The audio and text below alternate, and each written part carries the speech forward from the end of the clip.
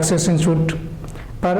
और आप सभी का स्वागत करता हूं। बहुत दिनों बाद फिर कोरोना के महामारी के बाद बहुत दिनों के बाद मिलने का अवसर प्राप्त हुआ है आज।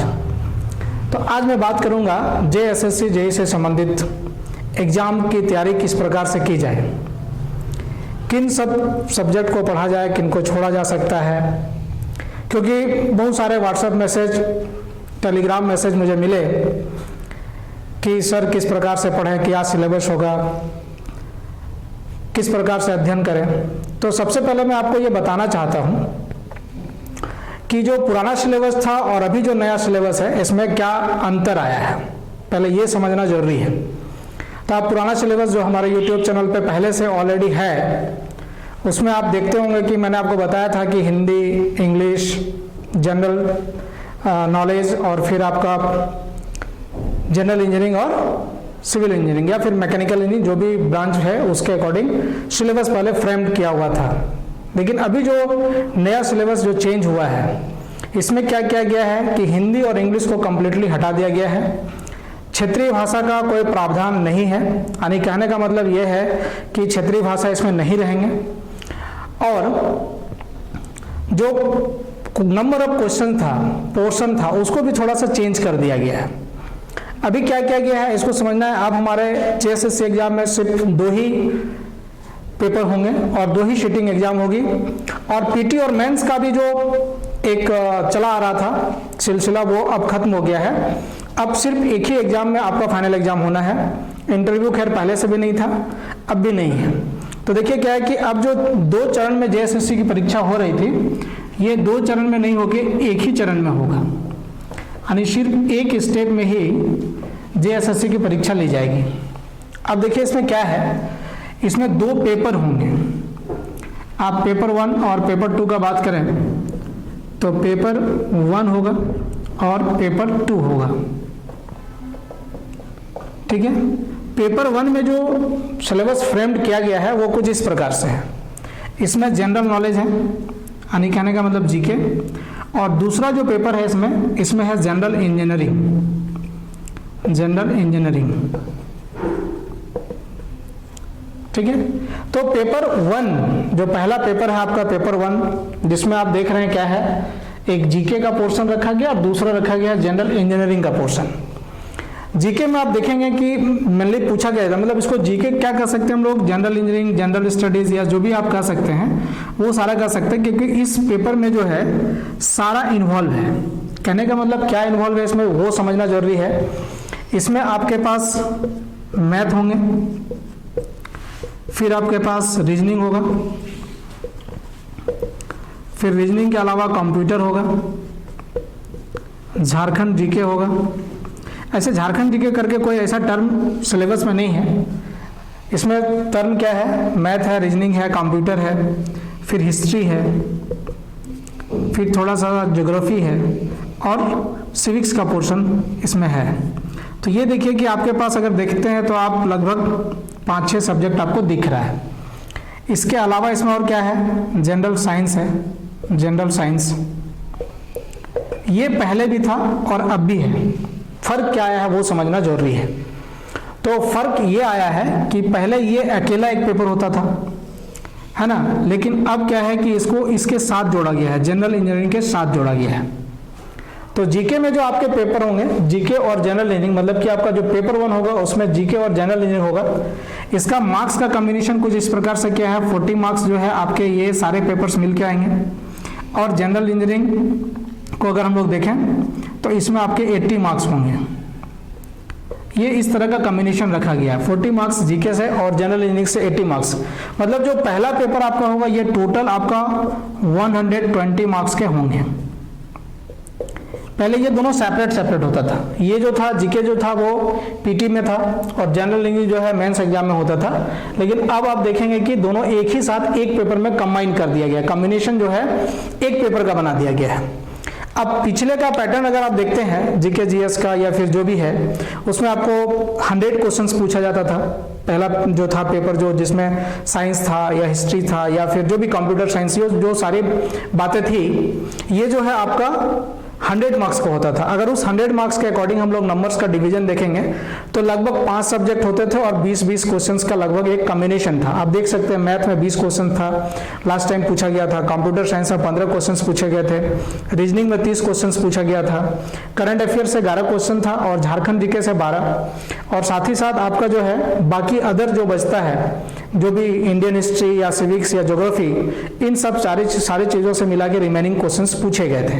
कहने का मतलब कि अगर आप जीके को मतलब अगर आप कर लेते हैं मैथ, रीजनिंग और कंप्यूटर साइंस, अगर इनको आप अच्छे से तैयारी कर लेते हैं तो आपका मैक्सिमम क्वेश्चन जो है 40 मार्क्स का जो क्वेश्चन है, इसमें से 40 मार्क्स में से मैक्सिमम क्वेश्चन आपके 25 मार्क्स लगभग यहाँ से कवर हो जाएंगे।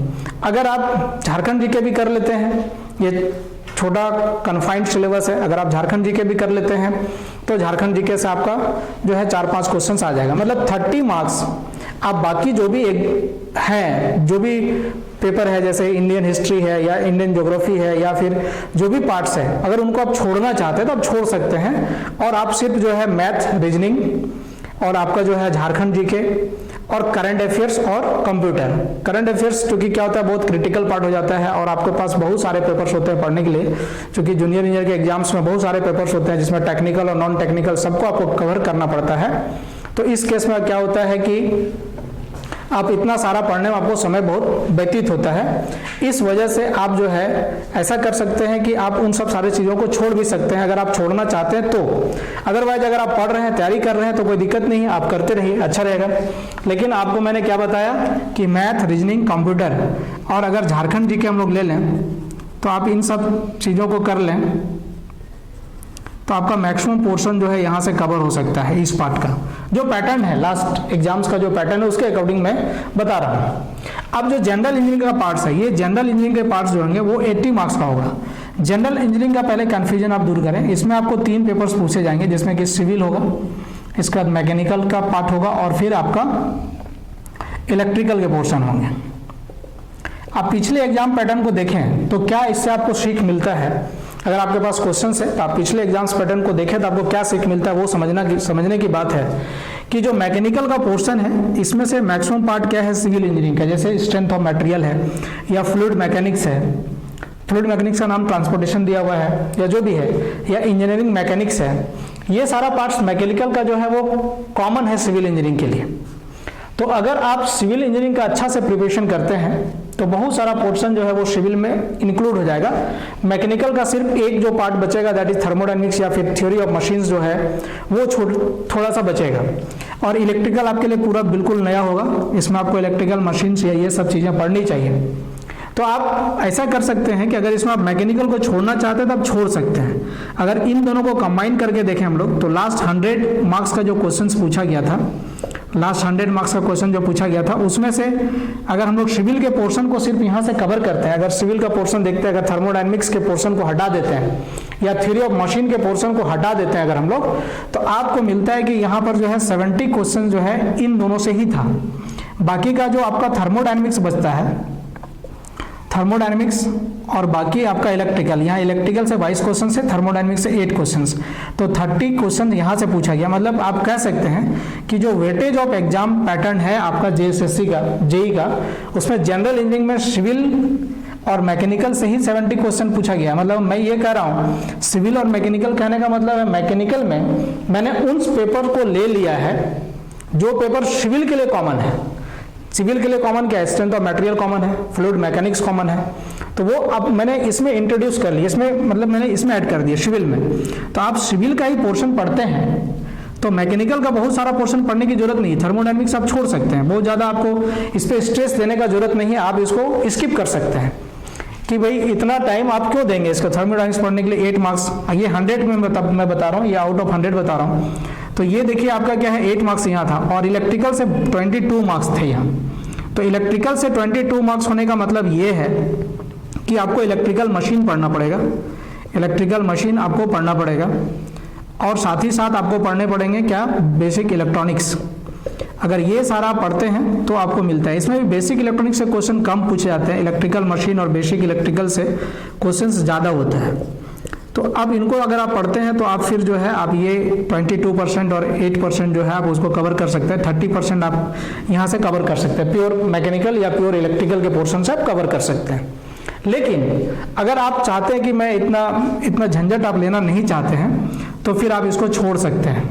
आप जो है सिविल इंजीनियरिंग का पोर्शन को करें आप अच्छा से, तो आपका जो 80 मार्क्स का है यहाँ पर, यानी 100 में अगर 70 है तो 80 में 56 मार्क्स जो होंगे वो सिर्फ सिविल्स का ही आएगा। अगर हम लोग एग्जाम पैटर्न को देखते हैं तो लास्ट ईयर्स जो 2016 में परीक्षा हुई थी उसके अनुसार एग्जाम पैटर्न्स के अकॉर्डिंग जो है 56 मार्क्स जो है आपका सिर्फ और सिर्फ सिविल से ही कवर आप कर सकते हैं। अगर आपका वीक है, अगर आप छोड़ना चाहते हैं तो इन पोर्शंस को आप छोड़ सकते हैं। अगर आप करना चाहते हैं तो अच्छा है, आपका रैंक इंप्रूवमेंट में वो काम आएगा।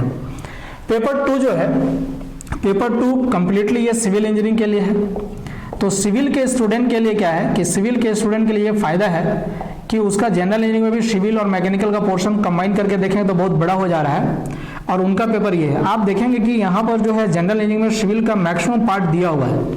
आप देखिए एनवायरनमेंट दिया हुआ है, बिल्डिंग मटेरियल दिया हुआ है, मैकेनिक्स दिया हुआ है, एस्टिमेशन एंड कॉस्टिंग दिया हुआ है, स्ट्रक्चर दिया हुआ है। मतलब एक तरह से कहें तो सारा ओवरऑल सिविल का जो है पार्ट वो आपका जनरल इंजीनियरिंग में कवर हो रहा है। आपको अगर आप जनरल इंजीनियरिंग का प्रिपरेशन करते हैं तो खुद ब खुद वो सिविल इंजीनियरिंग का प्रिपरेशन आपका हो जाता है। बट क्या होता है कि यहाँ पर इस पोर्शन में आप देखेंगे कि सारे से कुछ कुछ क्वेश्चंस होता है, लेकिन यहाँ भी आप देखेंगे बिल्डिंग मटेरियल का पोर्शन ज़्यादा होता है और यहाँ पर भी बिल्डिंग मटेरियल का पोर्शन ज़्यादा होता है। अगर बिल्डिंग मटेरियल का बात करें हम लोग पेपर 2 में तो इससे लास्ट टाइम 30 मार्क्स का लगभग क्वेश्चन पूछा गया था। मतलब कह सकते हैं बिल्डिंग मटेरियल से सिर्फ 30% क्वेश्चन थे अगर एक तरह से हम लोग समझे तो यहाँ पर आप देखेंगे कि आपके पास बहुत ज़्यादा क्वेश्चंस जो है वो बिल्डिंग मटेरियल से कैरी हो रहा है। बिल्डिंग मटेरियल से ही ज़्यादा से ज़्यादा क्वेश्चंस आपको मिल रहा है। उसके बाद आप देखेंगे कि कुछ कुछ पोर्शन है जैसे स्ट्रेंथ ऑफ मटेरियल है, फ्लूइड है, इन सब से भी क्वेश्चंस पूछे जाते हैं। तो आप अगर जनरल इंजीनियरिंग का प्रिपरेशन अच्छा से कर लेते हैं तो सिविल इंजीनियरिंग का प्रिपरेशन खुद ब खुद होता है। तो आप ऐसा कर सकते हैं कि अगर आपको तैयारी करनी है, अच्छे से तैयारी करनी, तो आप जनरल इंजीनियरिंग में कुछ पोर्शन को स्किप कर सकते हैं और जो आपका जनरल साइंस वाला जो पोर्शन है या जनरल नॉलेज वाला जो पोर्शन है उसमें भी कुछ पोर्शन को आप एलिमिनेट कर सकते हैं, आप छोड़ सकते हैं। आप वहाँ पर जो है आप क्या कर सकते हैं, आप जो है कंप्यूटर का करिए, आप जो है फिर मैथ रीजनिंग करिए इम्प्रूव, इससे आपका मैक्सिमम क्वेश्चन जो है आपका कवर हो सकता है। तो इस प्रकार से आप देख क्या सकते हैं कि आप आसानी से JSSC का तैयारी कर सकते हैं।